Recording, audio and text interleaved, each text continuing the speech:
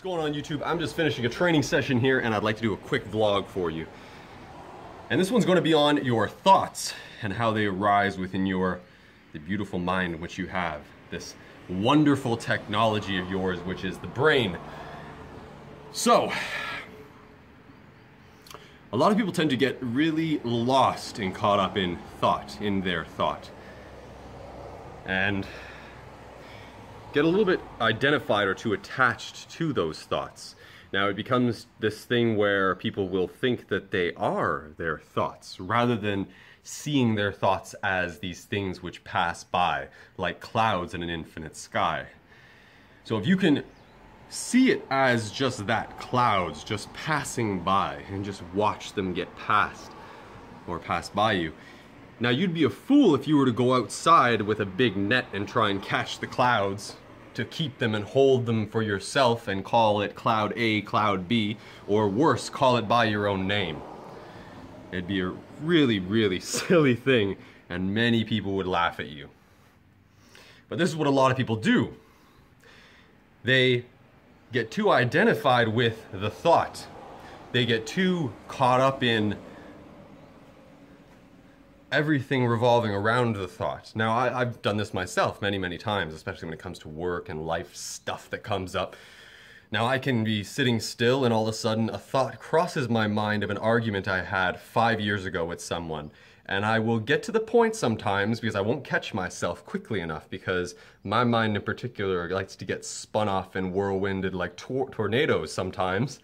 So I'll get too caught up and I will actually find myself verbalizing, saying, fuck that guy, or, you know, stupid or something. I'll get upset in the now about something, about a cloud passing by, a thought cloud passing by me. I run outside with a net like a fool. So what I'd like to address in this video is maintaining yourself as an awareness, maintaining yourself as a witness, as an observer, staying back behind everything that passes before you, but not getting too lost or caught up in it as it passes by. Now, your brain, your mind, it is just a very advanced piece of technology. It is just many, many synapses and neural networks firing constantly, and it will bring things out of your memory banks. It'll bring them forward from the past, and it will produce certain thoughts in your present moment. So I'd like to offer up a practice that you can try when you are experiencing overwhelming thoughts that are obstructing your current view of the present moment, that are obstructing your current view of your situation, circumstances, and the world. I'd like you to try this. Even if you're not a religious person or you don't hold any particular faith or belief, I'd like you to try this, and I'm going to give you different alternatives because people get caught up in the religious aspect of it all. So, we are going to speak about Hinduism briefly. Now, there are Hindu gods, or deities, whom you can offer up your frustrations to. You can offer up your anger, you can offer up your ill will, your malice, your judgment, your envy, your greed, your pain, your sorrow, all of it. You can offer it all up. But with this, you also offer your lust. With this, you offer everything. You offer yourself. You offer all emotion. Your emotional body is offered up. And this is Hinduism, and you can surrender these things and offer them up to the deities. One of those deities is known as Shiva. Now, Shiva is a deity who, from mythological text or Vedas, Shiva lives in the mountain with his wife, and he is the destroyer. Shiva the destroyer. It is said that when Shiva dances, it shakes all the worlds. It's so destructive. It's this destructive energy. So you can offer it up to Shiva, and he'll be more than happy to assist destroying whatever you wish. If that doesn't work for you, you can offer it up to Kali, Mahakali. Now, Kali is this fierce being, also very destructive in nature. Think of Kali as the vacuum, the endless void in which you can just submit and surrender all ill will to this deity. Kali's really, really interesting. Kali stands atop a figure, has many, many arms, carries a chalice of blood. It is the epitome of fear. It is the manifestation of what you could say, you could use the word darkness, but again, darkness is not something evil. It's just something which is there. It's something which exists. It just is. It is what it is. So you can surrender all of these things to Kali, and Kali will be more than happy to assist. Now, when I say surrender these things, I mean you can do it in a devotional way. There's lots of ways you can do that, okay? You can sit down and have a dedicated prayer time, meditation time. You can have a puja table, an altar of some sort, where you have these deities' figures as paintings or pictures, and where you have some sort of visual aid in which you can use to draw or call upon that creative energy of the deity. You can bring it forth into your mind, into your creativity, and you can then offer up your, whatever you're experiencing, you offer it up to the deity. So that's another way. Now there is another way, which comes from a religion which is actually the world's oldest religion, which is Zoroastrianism, and it was created by a being at the time known as Zoroaster, if I'm not mistaken. Now, Zoroastrianism focuses on the flame within, the candle within, that which ignites you. See, there you can think of it as an overarching God, life force energy, generating, organizing, destroying energy which moves through all things. But there is an individual sort of flame, a unique aspect to you. People can call it the soul. You can say the flame of the soul. So Zoroastrianism, they basically use the flame within themselves. They use the flame within. So you can offer it up to your own flame. If you'd like to, and I think I posted a video on this where I suggested approaches to doing candle meditation, where you can literally stare at a candle and you can just meditate on the candle. Now, people do this where they stare at the candle and they expect the candle to do something.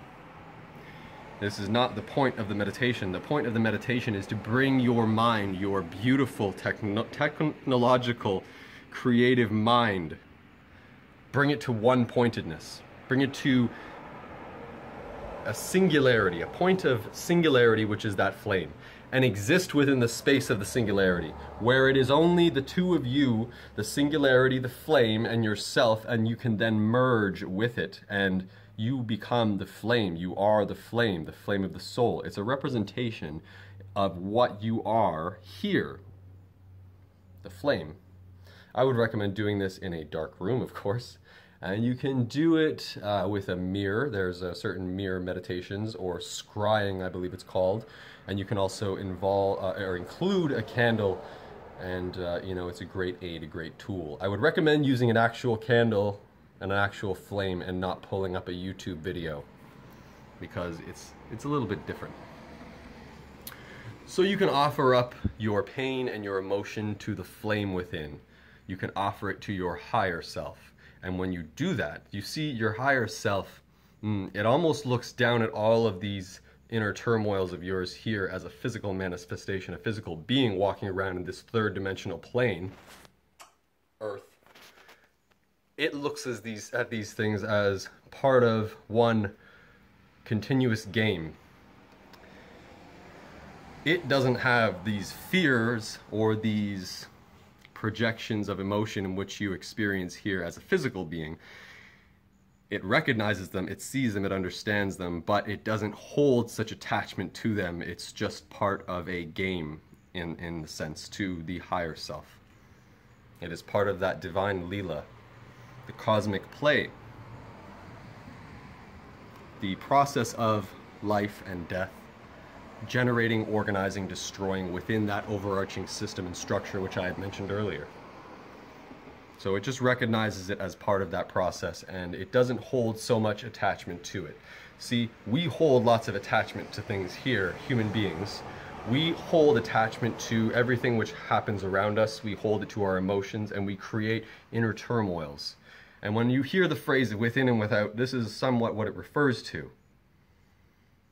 So you can exist in these higher realms of being where you submit to the flame within, or you can exist in these lower hell realms. You may have also heard things like heaven and hell are here on earth. So you could see it as hell realms are within the self, and they are the lower nature. They are tied to your lower chakral points as well, if you want to look at things from that perspective.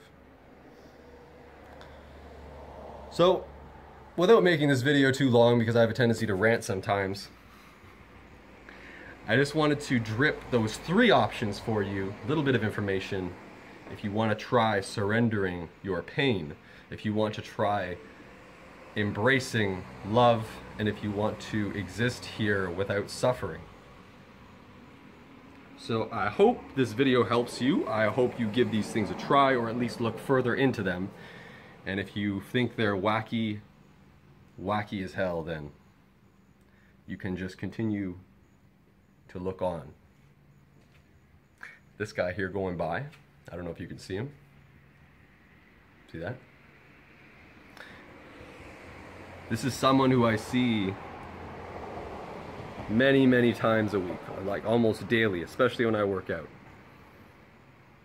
He is physically disabled, and he moves up and down the street in a wheelchair.